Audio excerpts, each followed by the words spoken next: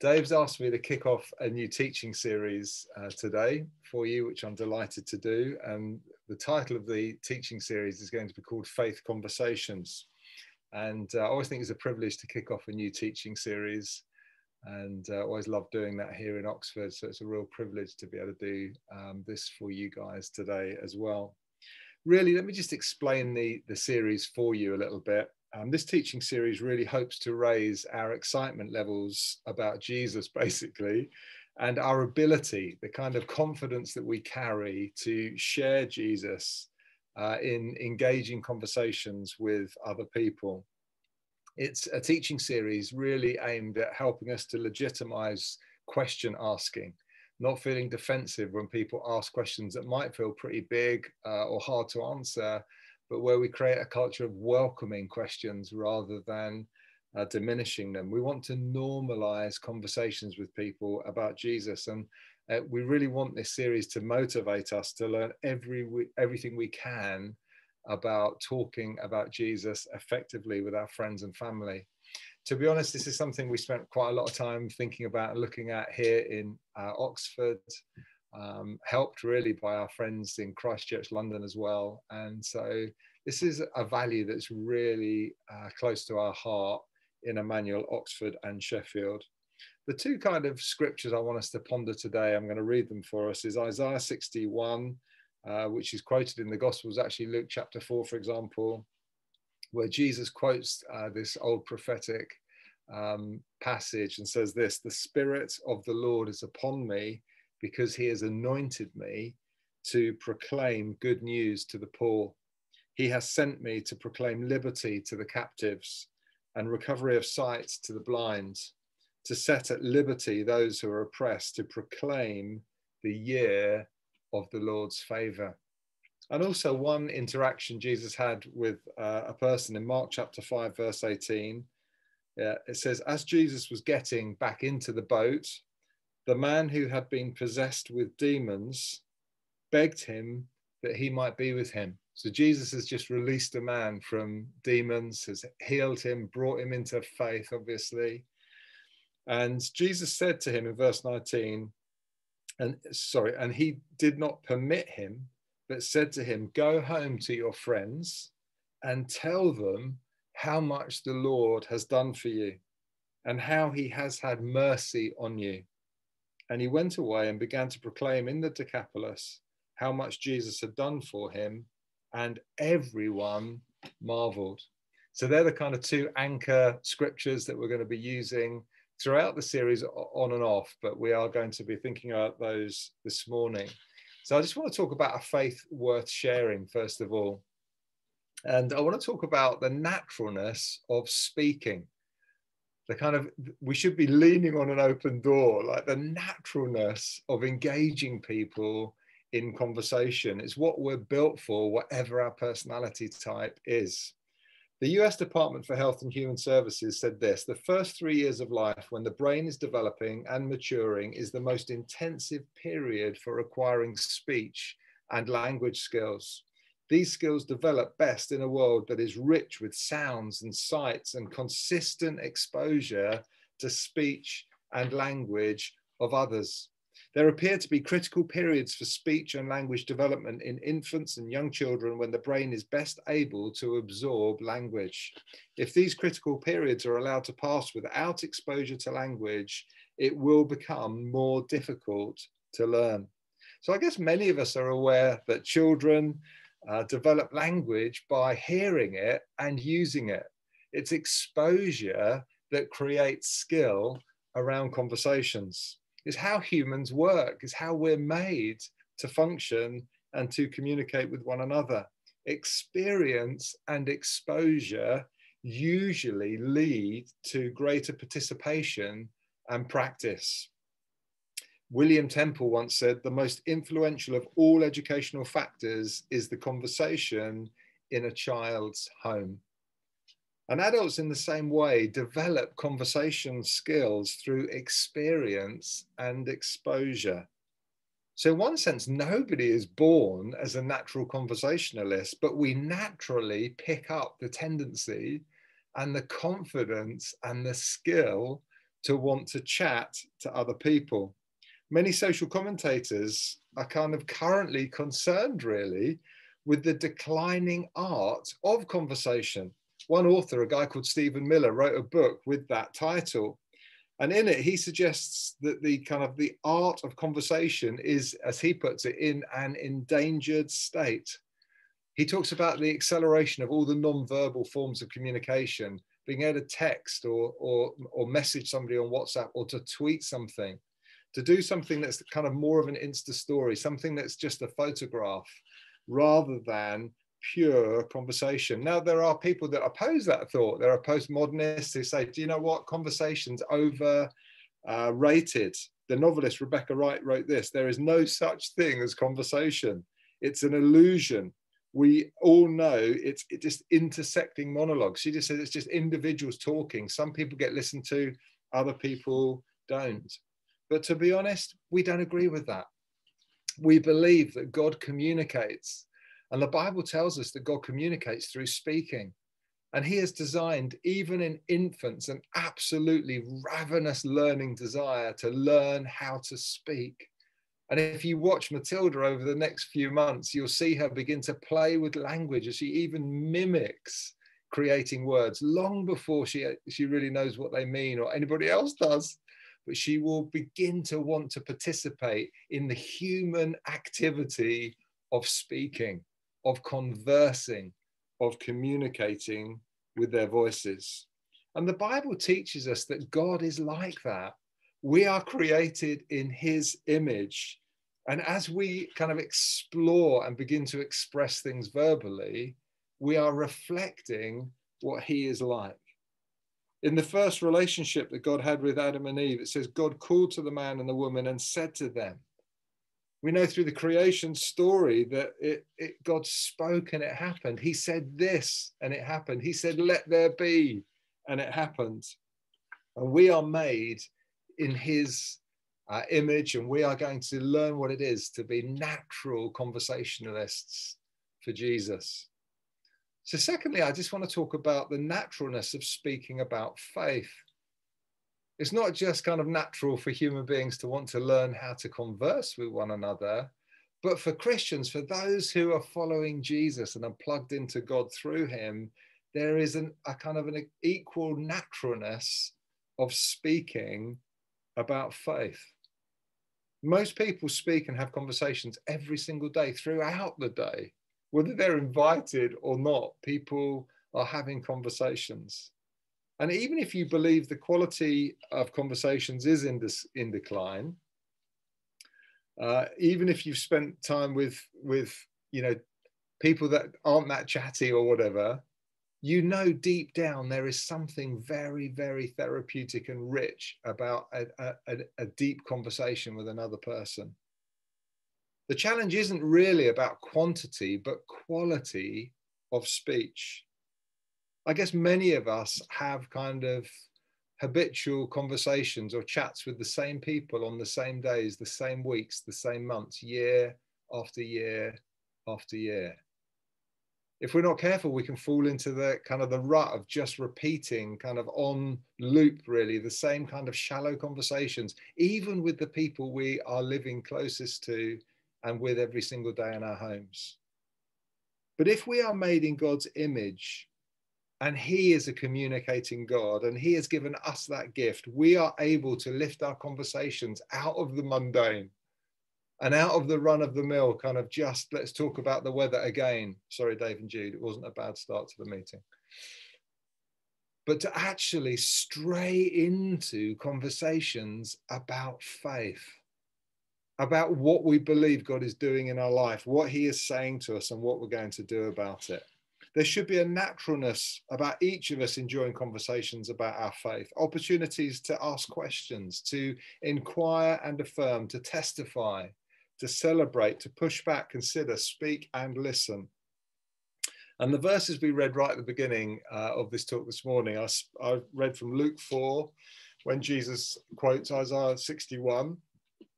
And Jesus said of himself, the Spirit of the Lord is upon me to proclaim good news, to proclaim liberty, and to proclaim the year of the Lord's favor. And Jesus proclaimed that in words and action, but almost always provoked conversations in response. Lots of those conversations were angry. People were hostile towards Jesus, and he handled their hostility beautifully. Other people were far more inquiring and humble as they leant into Jesus to learn more. And to announce something publicly or officially, as Jesus did, meant what it was for Jesus to be incarnated, to be fully human. There's no way Jesus could come and express his humanity non-verbally. For Jesus to be a human and reflect what it means to be created in the image of God, Jesus needed to be a conversationalist about faith. So he came and he embodied this human life full of engagement, acts of love, healing, and kindness, but also words that brought freedom, forgiveness, and faith to people.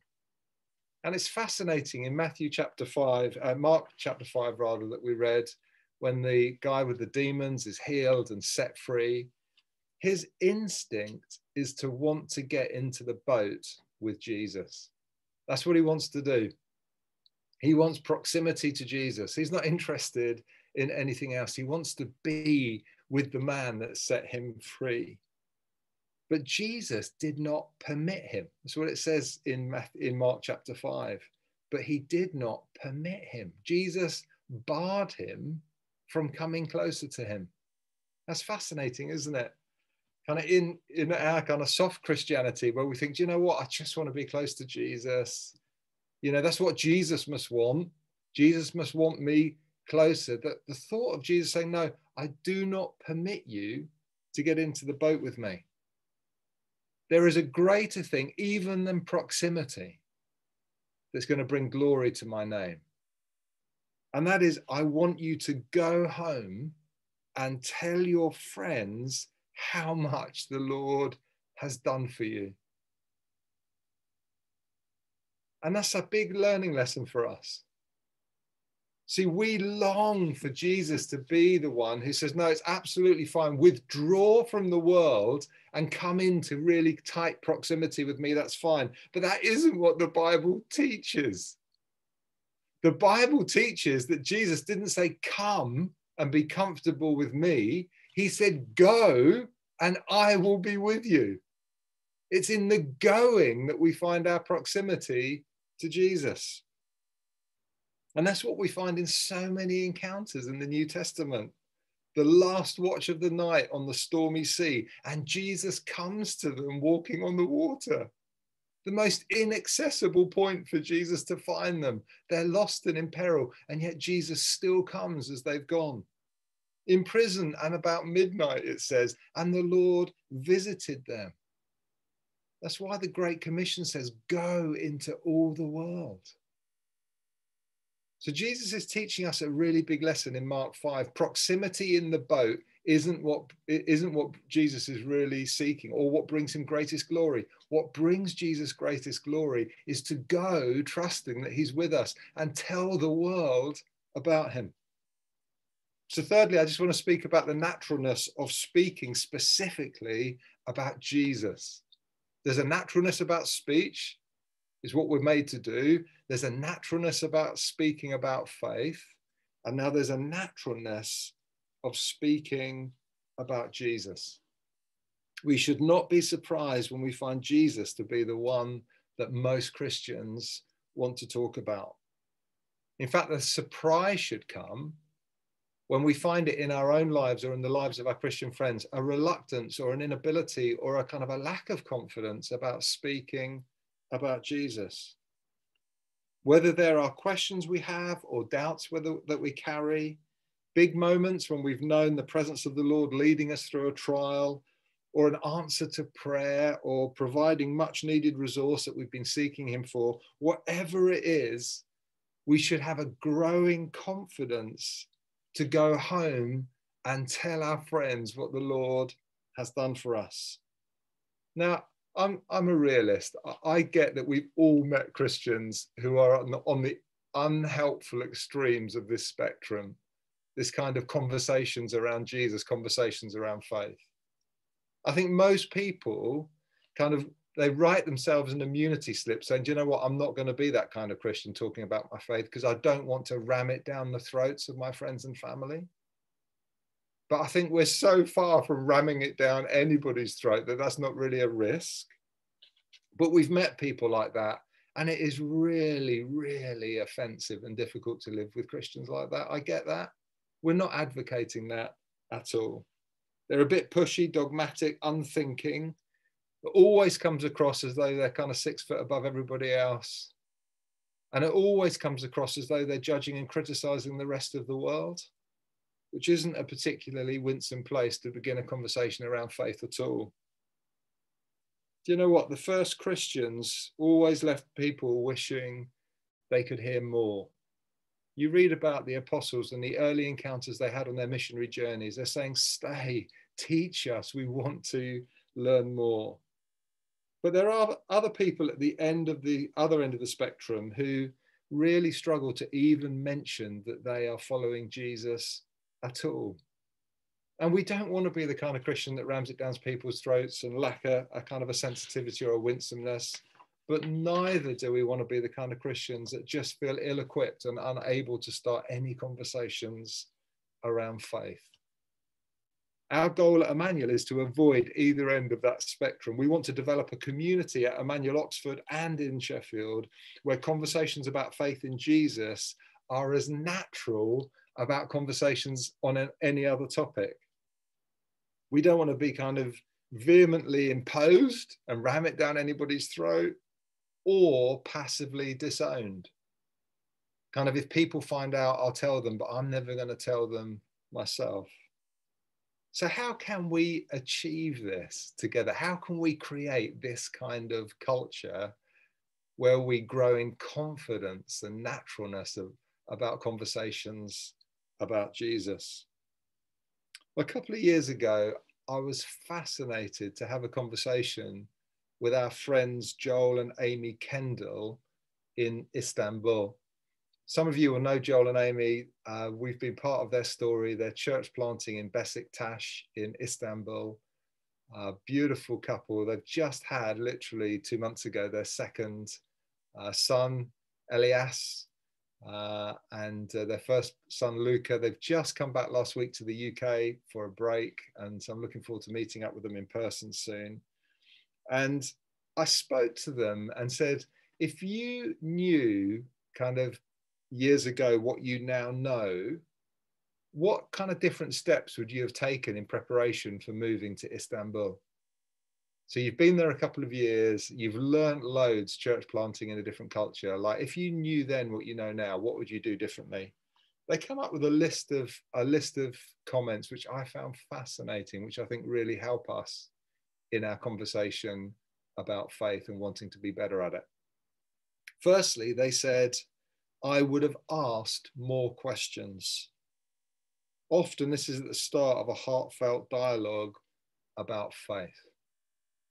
They said, I would have asked loads more questions. Do you know what? I love starting conversations with people who I meet for the first time. I find it harder to continue conversations of faith with people that I'm in regular relationship with, but I'm quite good at it if I meet a stranger. And I always start my conversations with a question. So early in the conversation, you know, people usually say, so what do you do for a living? I often say, well, do you know what? I'll give you 3 goes. I bet you won't be able to guess. And they say, oh, you're an accountant, or they, you know, all sorts of things they'll come up with. Some of them I'm tempted to say yes, just because I prefer that profession. It seems a bit, you know, a bit more manly. Somebody said, you look like a fireman. I was like, yeah, I'd quite like to be a fireman, but I'm not. I'm a church pastor. And nobody really knows what to say when I say I'm a church pastor. They go, oh, okay. And usually I say to them, have you ever had any faith of any kind? That's the question I always start my conversations with. Have you ever had any faith of any kind? And it's amazing. I've only ever had one person decline to answer the question. Everybody else has been willing to start a conversation on that basis. So they said I would have asked more questions. Secondly, they said I would have firstly been a learner, not a know-it-all. Instead of just assuming that I knew the best way and done all of my cross-cultural training, I would have sought to learn about the differences and richness of the people I lived among. That's what Joel and Amy said. So number one, they said we'd have asked more questions. Number two, we'd have firstly been a learner and not a know-it-all. Thirdly, they said I would have loved the things that are important in the other people's culture more. It's interesting, isn't it? I would have loved the things that are more important in other people's culture more. They said, we'd have just slowed it all down. I wish we'd arrived as a learner, not with our cross-cultural missions course completed, ready to plant a church in Istanbul. I wish we'd come for 2 years of learning.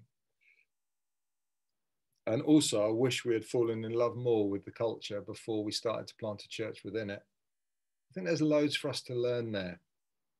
Like, it's such a beautiful posture to come as a learner, somebody without the answers, somebody who's walking the same road, able to ask the same questions. What did you make of this?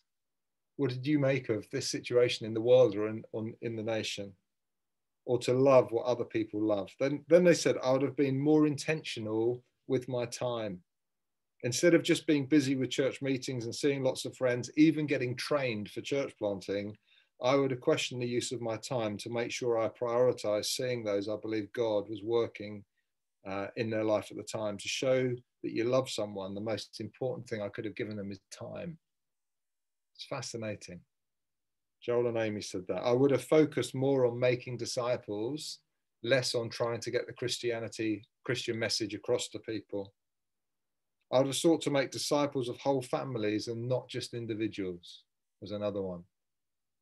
I wouldn't have been so individualistic in my conversations. I would have questioned our traditions and assumptions to make them more understandable and relevant to the people I was seeking to reach. And I would have focused more on the person of Jesus rather than on the general message of Christianity. I found that such a fascinating set of kind of learning points from Joel and Amy as they went to Besiktas. And I'll just leave those with you to think about as you think about it. So just helpful steps. I'm just going to summarize and then close. So I've taken longer than I should have done, but how can we kind of build the kind of community that knows how to handle conversations with Jesus really naturally and attractively? Firstly, I'll just say humility speaks volumes. We're sharing a story. We're not trying to prove a point. So we are co-learners asking the same questions together, which is such a winsome kind of starting point. We are not Christian specialists with all the answers. That is not winsome or attractive. So we ask questions like, have you ever considered faith? How can I support you more effectively? Do you mind if I ask you for support over the next few weeks or months? What are your biggest doubts? These are the doubts that I'm currently working through. They're all such great questions to open with. Secondly, understanding people's context helps. Slowing down, as Joel and Amy said in their list there, slowing down long enough to consider another person's situation, their experiences or their history is so helpful. Leaving space for them to share those kind of things with you. Learning what it is to listen as well as speak. To be happy to have sometimes uncomfortable periods of silence on a walk with somebody, giving them the opportunity to order their thoughts and speak to you about some of their most important moments in history. Simon Sinek, the thinker and writer, said this: it's important to slow down every now and then, for no other reason than to call someone and just say hello. It doesn't even have to be a long conversation. Just calling somebody out of the blue to let them know that you still care about them and that you're there to help them is more important than almost anything else. So paradigm shifts tend to happen when we discover the deeper truths about a person's life. So for the last 20 years or more, I've supported an adult, he's older than me, with dual diagnosis learning difficulties. So he has a natural learning difficulty, but he also has a profound mental illness. And I'll be honest with you, there are moments where it's quite hard continuing to support him.